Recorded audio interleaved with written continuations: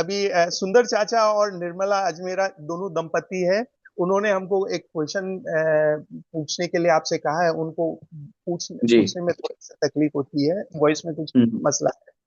बोलते हैं कि हम तो मेरा मेरा करते ही मर जाते हैं, फिर कैसे अपने आप को रखें? हम आत्मा को देखते ही नहीं, कौन सा उपाय है जो हम अपने अंदर देख सकें? आप इसका देखिए बता सकते अच्छा प्रश्न है। और संसार की स्थिति भी यही है। हम सबकी स्थिति यही है। हम सब मेरा मेरा करते ही मर रहे हैं। और न केवल हम सब अपितु अधिकांश जीव। और उपाय जो आपने पूछा है, हम उपाय ही तो पढ़ रहे हैं। ये भावनाएं उस मेरा मेरा से दूर करने का ही तो उपाय है। हमें वास्तविकता तक ले जाने का उपाय है कि नहीं, मेरा कुछ है ही नहीं। अगर मेरा है तो बताओ ना क्या है। इस जो छंद में अपन ने पढ़ा, क्या है? सुत दारा होए न सीरी, सब स्वार्थ के हैं बीरी। तो प्रगट जुदे धन धामा, क्यों है इक मिल सुत रामा। कहाँ है पत्नी मेरी, कहाँ है स्त्री मेरी, कहाँ है? ये वास्तविकता अपन को समझनी पड़ेगी। ये चिंतन में लाना पड़ेगा। आप मुझसे उपाय पूछ रहे हैं। उपाय यही है, इन गाथाओं को, इन श्लोकों को, इन छंदों को बार बार पढ़ें, बार बार चिंतन करें। और सबसे बड़ा उपाय है साधुओं की, मुनिराजों की, आरिकाओं की संगति करें। हम जिनके बीच में रहते हैं, जिनके साथ में रहते हैं, हमारे परिणाम वैसे बनते हैं। हम रागियों के बीच में रहेंगे तो राग ही बढ़ेगा। है, एक नॉर्मल सी कहावत भी आती है ना, बोले अमीरों के साथ में बैठोगे तो अमीर बनने के नुस्खे मिलेंगे। और गरीब के साथ में, झुपड़पट्टी वाले के साथ में मिलोगे। एक किसी ने एक मैं कहीं पे पढ़ रहा था कि एक पिता अपने बच्चे को समझा रहा था कि बेटा देख, कभी भी ये जो टपरी वाले चाय वाले होते हैं ना, उनके साथ मत बैठा कर। तो क्या करूं पापा, तुम चाय पीनी है तो तू ताज होटल में जाके पियो। एक एग्जाम्पल उसने दिया। तो उसने पिता ने बेटे ने पूछा, पापा ऐसा क्यों? बोले बेट, टपरी की चाय पे चाय पीने वाले कौन से लोग आएंगे? जो ऐरे गहरे होंगे, निम्न किस्म के लोग होंगे, कम पैसे वाले होंगे। तो वो बातें भी वैसे ही करेंगे। तुम जो 10 मिनट चाय पीने में लगाओगे तो उनकी बातें सुनोगे तो तुम्हारी स्थिति भी उतनी ही क्वालिटी की होगी। तुम ताज होटल में बैठ के पियोगे तो वहां भले ही तुम पियोगे, लेकिन वो जो 10 मिनट 15 मिनट जो तुमने बिताए, तो वहां का जो तुम देखोगे इतने बड़े बड़े लोग आ रहे हैं। एक एग्जाम्पल है ये, मैं पैसा कमाने के लिए नहीं बता रहा। अभी वैराग्य की बात करते करते आप एग्जाम्पल समझिएगा। तो संगति का असर होगा। आपने चूंकि उपाय पूछा है कि उसके लिए क्या करें, उसके लिए यही उपाय है कि जिन्होंने मेरापन छोड़ दिया उनकी संगति हम करें। तो हमें वास्तविकता समझ में आएगी। और ऐसा होता भी है। हम भी बहुत बार फील करते हैं जब हम गुरुओं के सानिध्य में जाते हैं। तब ऐसा लगता है, यार है क्या संसार, कुछ नहीं है। बन जाओ इनके जैसे ही, चल पड़ो इनके कदम पर ही, इनके रास्ते पर ही आगे निकल पड़ो, और जो है सब छोड़ छाड़ के निकल जाओ। तो ये भाव क्यों बन रहे हैं? उनको देख करके, उनके मार्ग पर चलने पर। इसलिए अ, आपने जिनका प्रश्न पूछा उनसे मेरा निवेदन है, वो कहाँ रहते हैं? सुंदर चाचा दुबई में ही रहते हैं वो। अब भिलवाड़ा से हैं। यहाँ पे ओके। यहीं पे है। उनके बेटे यहीं रहते हैं सब हाँ, तो तो। उनसे मेरा बहुत यही धर्मात्मा निवेदन जीव है। है। हाँ। उनसे यही निवेदन है, अगर बन सके, भावना है, पहले तो इन भावनाओं को भाइये। भावना भाते भाते भारत पधारिए। और भारत आकर के किन्हीं गुरुओं का सानिध्य लाभ लीजिए। जो हमारे त्यागीव्रती आश्रम है, तारंगा जी हैं, सम्मेद शिखर जी हैं, है ना, ईसरी वगैरह, नारेली वगैरह, इन सब में आप रहिए, ताकि आपका जीवन वैराग्य पूर्ण हो और ये मेरापन छूट जाए और अपन आत्मा की ओर आगे बढ़ सके। निर्मला आंटी जो उनकी दंपति है, वो भी उन्होंने भी एक क्वेश्चन भेजा है। हमें कैसे पता लगे कि हमने शुभ अशुभ काम किए, वो हमारे सामने आता है। ये उसी मतलब कोई शुभ अशुभ काम किया, उसी के कारण कोई भी चीज सामने आ रहा है। हम हमको कैसे पता चले? अ, हम हमारे आता है, तब हम ये कहते हैं कि मैंने किसी का बुरा नहीं किया ही नहीं, फिर ये कैसे सामने में आ गया? तो इसका ये आप हमें बताइए कि हमें कैसे पता चले कि हमने कुछ किया है, उसके कारण ही आया है। तो ये कनेक्शन मतलब सिमिलर लाइन पे है, बट इनका। समझ गया मैं क्वेश्चन। देखिए, सबसे पहली बात तो ये है फैक्ट कि हमें इस भव का कर्म उदय में नहीं आ रहा है। पिछले असंख्यात भवों के कर्म हमारे उदय में आते हैं। कितने भव बोले मैंने? असंख्यात। अपन को हम्म, लगता है यार मैंने इसका बुरा किया ही नहीं, तो फिर ये मेरा बुरा क्यों कर रहा है? इस भव में नहीं किया, पिछले भव में किया होगा, पिछले के पिछले भव में किया होगा, किसी अन्य रूप में किया होगा, द्रव्य से नहीं किया, भाव रूप में किया होगा। वो जो एक क्या नाम से, शरशैया पे, बाणों की शैया पे लेटे थे ना, क्या नाम उनका? धृतराष्ट्र। नहीं, भीष्म। भीष्म पितामह। भीष्म भीष्म पितामह। पितामह, भीष्म पितामह। तो भीष्म जब शरशैया पे लेटे थे, उसका एक प्रसंग हिंदू संप्रदाय में आता है। तो उन्होंने श्री कृष्ण से प्रश्न किया कि मैंने ऐसा कौन सा पाप किया जो मुझे ये बाणों की शैया मिली, मुझे बाण चुभ रहे हैं, मुझे इतना कष्ट सहन करना पड़ रहा है। मैं पिछले 100 भव देख चुका हूं, मैंने कोई ऐसा पाप नहीं किया। तो श्री कृष्ण ने कहा, तुमने 100 भव तो देख लिए, उसके पीछे का एक भव नहीं देखा। बोले क्या था? मैं, तुम एक राजा थे, और राजा थे तो राजा अपने आप में बलशाली, अहंकार, सब कुछ था तुम में। तुम कहीं पर जा रहे थे और अचानक से कोई सर्प तुम्हारे सामने आया, और तुमने अपने एक बाण निकाला और उसकी किनोर से उस सर्प को उससे लेकर के और उसको झाड़ियों में फेंक दिया। और वो जो झाड़ियां थी वो कांटों की झाड़ियां थी। उस समय उस सांप को जितने कांटे चुभे, उतने ही बाण तुम्हें आज यहाँ चुभ रहे हैं। तुम लहूलुहान इसलिए हो रहे हो क्योंकि वो सांप वहां लहूलुहान होकर के मर गया था। तो ये एक उदाहरण मैं इसलिए दे रहा हूं कि पिछले 100 भव के भी आगे का कर्म है जो अबुदय में आ रहा है। आचार्यों ने अपने कर्म सिद्धांत में, हमारे शास्त्रों में लिखा है कि हमारे कौन से कर्म का फल हमें भोगने को मिलता है। जो हमारे पिछले संख्यात असंख्यात भवों के कर्म होते हैं वो एक साथ उदय में आते हैं, अपन को पता ही नहीं है। इसलिए ऐसा मत समझिएगा कि हमने किसी का बुरा नहीं किया तो भी वो मेरा बुरा क्यों कर रहा है। वो इसलिए बुरा कर रहा है क्योंकि हमने किसी न किसी भाव में उसका बुरा किया। दूसरी बात, बहुत बार ऐसी व्यवस्थाएं बनती है। उदाहरण दे रहा हूं मैं आपको। हम अनछना पानी पीते हैं, पीते हैं। अब उस अनछने पानी में कितने जीवों का घात कर दिया हमने। हम कहीं पर गए, गाड़ी से जा रहे हैं यात्रा, कितने जीव मर गए उस गाड़ी के नीचे आकर के अनजाने में। वो भले ही वो कुछ नहीं बोल पा रहे हैं, लेकिन उस समय उनके आत्मा तो है, परिणाम तो है, आत्मा है, उनके भी भाव है। और वो शोकाकुल होकर के हमारे प्रति उन्होंने दुर्भावना बना ली। इसने आज मुझे मारा, मैं जब बलवान होऊंगा तो मैं भी मारूंगा। जब छेड़ाला में अपन पहले ढाल में पढ़ के आए ना, निबल पशु हति खाए भूर। जब तुम निर्बल थे तो तुम्हें खुद खाए गए, और जब तुम बलवान बन गए तो लोग तुम्हें खाने लगे। आज वो हम्म, पशु, वो छोटे छोटे जीव जंतु हमें कुछ नहीं कह पा रहे हैं, लेकिन जब वो बलवान बनते हैं, हमारे समान पंचेंद्रिय बन जाते हैं, पूर्व भव का बदला चुकाते हैं। इसीलिए हमारे यहाँ प्रतिदिन सभी जीवों से क्षमा मांगने का उपदेश दिया गया। जाने अनजाने में जो जीव से मैं क्षमा मांग, जो जीव मेरे साथ में जुड़ गए, मर गए, मेरे निमित्त से हिंसा हो गई, उनसे क्षमा मांगता हूँ। ये क्यों कहा गया है? क्योंकि हम कितने जीवों को मारते हैं जाने अनजाने में। तो इसलिए शुभ कर्म का फल या अशुभ कर्म का फल हमें साक्षात दिखाई देता है। हमारे साथ अच्छा हो रहा है, हमें जो चाहिए वो मिल रहा है, इसका मतलब शुभ कर्म हमने पहले किसी जन्म में किए होंगे, उसका फल हमें मिल रहा है। अशुभ कर्म हमने किए होंगे तो हमें अशुभ फल मिल रहा है। बहुत बार ऐसा भी होता है, यहाँ अच्छा कर रहे हैं, अपन बोले मैं देखो इतना अच्छा कर रहा हूँ, इतना दान दे रहा हूँ, इतनी पूजा पाठ करता हूँ, तो भी मेरा तो कोई अच्छा नहीं हो रहा।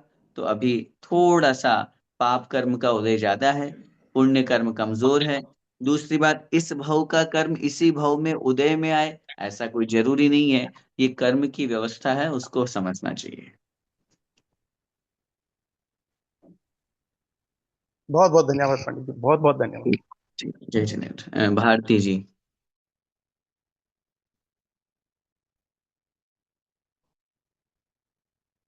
भारती जी काला,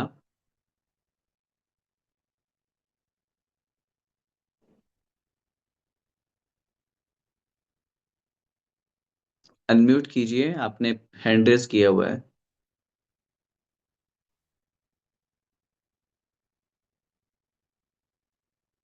अनम्यूट है भैया जी। ओके।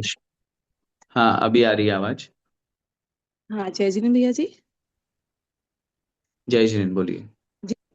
हाँ, भैया जी, जैसे अभी के परिवेश में हम देख रहे हैं कि बहुत कम समय में मत अल्प आयु में लोग जा रहे हैं, तो ये क्या सब अकाल मृत्यु की श्रेणी में आता है? क्योंकि अभी देख रहे 20 या 25 साल की उम्र में भी व्यक्ति जा रहे हैं। और इसके अलावा जैसे कहा जाता है, अपने शास्त्रों में लिखा है कि चरम शरीरी की अकाल मृत्यु हो सकती है, पर तीर्थंकर प्रकृति के बंध वाले जो जीव होते हैं उनकी अकाल मृत्यु नहीं होती है। तो इस संदर्भ में क्या सत्य है भैया जी?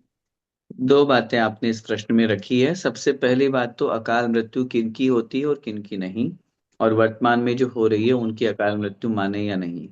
सबसे पहली बात तो अकाल मृत्यु के प्रसंग में आचार्य उमा स्वामी महाराज ने तत्वार्थ सूत्र जी के दूसरे अध्याय में अंतिम सूत्र कहा है, औपपादिक चरमोत्तम देहा संख्येय वर्षायुषो नपवर्त्यायुष है।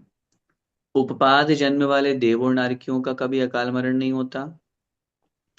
असंख्य वर्ष आयुष है, असंख्यात वर्ष की आयु वाले भोग भूमि या मनुष्य तिर्यंचों का कभी अकाल मरण नहीं होता। और तद्भव मोक्षगामी जीवों का कभी अकाल मरण नहीं होता। अब तद्भव मोक्षगामी के संबंध में आचार्यों के दो मत हैं। एक अपेक्षा से जो तीर्थंकर आदि हैं, या जो उसी भव से मोक्ष जाने वाले हैं। तीर्थंकरों के लिए तो खैर नियामक है ही, लेकिन कुछ आचार्य ऐसा भी मानते हैं, जैसे गज कुमार मुनिराज, जैसे सुकोशल मुनि महाराज, जैसे पांडवादि जो मोक्ष पधारे, तो उनकी अकाल मृत्यु हुई। परंतु एक हम्म। प्रमाण के अनुसार आचार्यों का ऐसा भी मत है कि उनके साथ में जो शरीरघाती उपसर्ग हुआ वो आयु के अंतिम अंतर मुहूर्त में हुआ। तो वो जितनी आयु लेकर के आए थे वो पूरी भोग के गए। तो उस संबंध में इन दोनों बातों का आपको विचार करना चाहिए। रही बात वर्तमान के अधिकांश जीवों की आयु, अकाल मरण होना, या आयु कितनी है। आपने जो अल्पायु की भी बात कही, एक उस प्रसंग में भी मैं आपको कह दूं, सम्यक दृष्टि अल्पायु को प्राप्त नहीं करता। अल्पायु की हम्म। परिभाषा होती है 8 वर्ष अंतर मुहूर्त। 8 वर्ष से पूर्व की आयु में यदि किसी का मरण होता है तो हम कहेंगे अल्पायु में मरण हो गया। लेकिन जी। अगर किसी की 8 वर्ष प्लस में मरण हो रहा है, भले वो 9 साल का, 10 साल का, 20 साल का, 25 साल का हो, अल्पायु तो अपन अपनी भाषा में कह सकते हैं। आगम की भाषा में या शास्त्रों में या सिद्धांत में उसको अल्पायु नहीं कहा है। अपन अपनी भाषा में कहते हैं, देखो छोटी उम्र में चला गया, वो अलग बात है। अब हम्म। चला गया है तो हम उसको अकाल मरण माने या नहीं माने। पहली बात तो किसका काल मरण हुआ है और किसका अकाल मरण, ये हमारे ज्ञान का विषय नहीं हो सकता, क्योंकि जी। हम किसी की आयु नहीं पहचान सकते। क्या पता वह जीव 15 वर्ष की ही आयु लेकर आया हो तो, क्या हम्म। पता वो 10 वर्ष की ही आयु लेकर आया हो तो, क्या पता वो 25 या 30 वर्ष की ही आयु लेकर आया हो तो, बीमारी निमित्त बन गई, एक्सीडेंट निमित्त बन गया। क्या पता कोई 80 साल की आयु लेके आया हो और 20 साल में ही मरण हो जाए तो इसलिए नियामक रूप से हम यह नियम नहीं बना सकते हैं कि किस जीव के मरण को हम अकाल मरण कहें। लेकिन हाँ, आचार्य कुंद महाराज ने बहुत स्पष्ट अनेक प्रकार के निमित्तों का वर्णन करते हुए, विश्वेण रथक है भय सत्थक गहन संकिलेशाणम आहारुस्सासाणम निरोहणा खिज्जय आऊ, इस तरह से गाथाएं लिख करके उन्होंने बताई कि विष की वेदना से किसी ने जहर खा लिया, किसी को अस्त्र शस्त्र लग गया, किसी को गोली लग गई, किसी का खून निकल गया, किसी को हार्ट अटैक आ गया। वर्तमान में जो बीमारियां, सब चीजों का पूज्य आचार्य श्री भी अपने उपदेश में बहुत बार बोले हैं, वर्तमान में अधिकांश जीवों का अकाल मरण हो रहा है। क्यों? हमारा खान पीन अशुद्ध हो गया, हम हमारा रहन सहन अशुद्ध हो गया। तो इस वजह से अधिकांश जीवों का अकाल मरण संभव है। संभव का मतलब हो सकता है, लेकिन श्योर नहीं, डेफिनेटली नहीं, 100% नियम के साथ में हम नहीं कह सकते हैं कि इनका अकाल मरण हुआ और इनका काल मरण हुआ। इसलिए किसी का नियम नहीं बना सकते हैं। लेकिन यह भी बात है कि अधिकांश जीवों का अकाल मरण होता है, ये भी बात सत्य है। जी भैया जी, एक प्रश्न और, हालांकि टाइम बहुत ज्यादा हो गया है।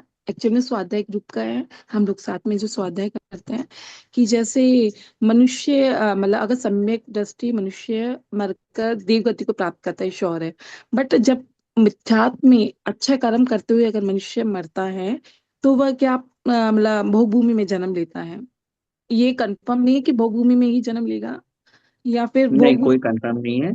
कंफर्म नहीं है। देवगति में भी जा सकता है, क्योंकि मिथ्या दृष्टि 9वें ग्रेविक तक भी जन्म लेता है।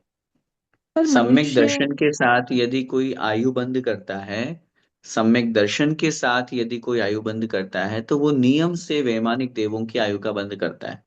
लेकिन यदि कोई मिथ्यात्व के साथ में यदि अच्छे परिणाम है, पूजा पाठ कर रहा है, धर्म कर रहा है, स्वाध्याय आदि कर रहा है, मान्यता मिथ्यात्व की है, अच्छे परिणाम है, शुभ परिणाम है, हिंसा आदि ज्यादा नहीं करता, पाप कषाय में ज्यादा ध्यान नहीं देता, इंद्रियां इंद्रियां बिल्कुल मतलब एक इंद्रिय विषय की तरफ ज्यादा इच्छा नहीं है, कषाय कमजोर है, भले ही मिथ्या दृष्टि है, तो वो भोग भूमि भी जा सकता है, और इसके अलावा देव पर्याय में भी जन्म ले सकता है, कोई आपत्ति नहीं। तो भैया जी, मनुष्य मनुष्य बन सकता है पुनः, ऐसा मतलब? आराम से। तो वो भोग भूमि का ही बनेगा अगर वापस पुनः नहीं, कोई मनुष्य नियम बन? नहीं है। कोई नियम नहीं है, कर्म भूमि का मनुष्य भी बन सकता है। तो भैया जी, ऐसा मेरे गुरुजी ने बताया था कि मनुष्य अगर वापस अगर सम्यक पूर्वक मरण करे तो देव बनेगा, लेकिन अगर सम्यक पूर्वक मरण करके मनुष्य नहीं बन सकता, ये कंफर्म है? ये बहुत कंफ्यूजन नहीं, है थोड़ा वापस मुझे। बोलिए। जैसे सम्यक पूर्वक मरण करने पर मनुष्य पुनः मनुष्य नहीं बन सकता। नहीं, ऐसा नहीं है, सुनिएगा। अगर जी। सम्यक दर्शन के साथ में अगर किसी ने आयु बंद किया है, मेरा वाक्य सुनिएगा, मरण बाद में, अगर सम्यक दर्शन के साथ में किसी ने आयु बंद किया है, तो वो नियम से देवायु का बंद करता है। अब अगर एक बार देवायु का बंद हो गया, तो वो जीव नियम से मर के देव में जाएगा, चाहे भले उसमें वो कम ज्यादा चला जाए, भवनत्रिक में चला जाए, मिथ्या दृष्टि हो गया तो वैमानिक में भी चला जाए, कोई आपत्ति नहीं, लेकिन जाएगा नियम से देवायु में। दूसरा नियम सिद्धांत का, अगर किसी जीव ने पहले मिथ्यात्व अवस्था में मनुष्यायु का बंद कर लिया, मिथ्यात्व अवस्था में मनुष्यायु का बंद कर लिया, बाद में सम्यक दर्शन प्राप्त किया, तो एक बार जिस आयु का बंद हो जाता है तो वो जाएगा तो वहां निश्चित रूप से। तो सम्यक दर्शन के प्रभाव से उसने जो मनुष्य आयु बांधी थी, अब वो सम्यक्त्व के साथ में भोग भूमि का मनुष्य बनेगा, ये नियम है। और यदि वह मिथ्यात्व के साथ में मनुष्य पर्याय का बंद किया और वापस मिथ्यात्व के साथ में ही मनुष्य बन रहा है, तो वो कर्म भूमि का मनुष्य बनेगा, भोग भूमि का नहीं। तो वो भूमि में मरकर फिर वो वहां पुनः कहाँ पे जन्म लेगा, ऐसा? भोग भूमि या जीव मर के नियम से देवायु को प्राप्त होते हैं, ये नियम है। जी। भोग भूमि जी। या मनुष्य या भोग भूमि या तिर्यंच नियम से देवायु में जाते हैं। अगर सम्यक दृष्टि होते हैं तो पहले दूसरे हम्म। स्वर्ग में जन्म लेते हैं, और मिथ्या दृष्टि होते हैं तो भवनत्रिक में जन्म लेते हैं। जी भैया, बहुत धन्यवाद। जय जिनेन्द्र। जय जिनेन्द्र जी। आइए जिनवाणी स्तुति। जावाणी के ज्ञान ते सूझे लोकालोक, सोवाणी मस्तक नमु सदा देत हूँ ढोक। हे जिनवाणी भारती, तो हे जपू दिन रेन, जो तेरा शरणा गहे, सो पावे सुख चैन।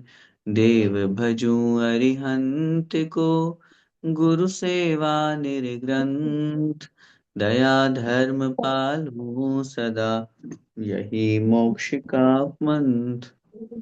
नो वर्णन।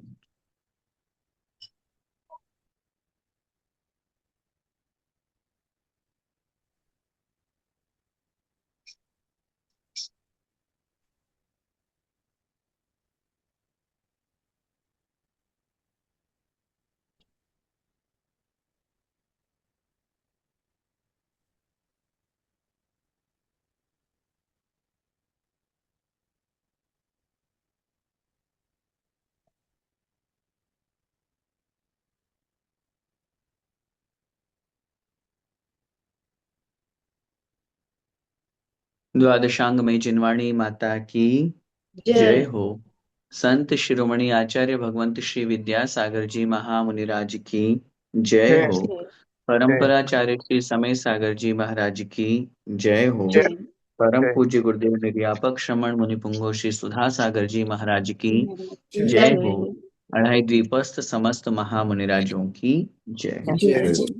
सभी को जय जिनेन्द्र। जय जय। जय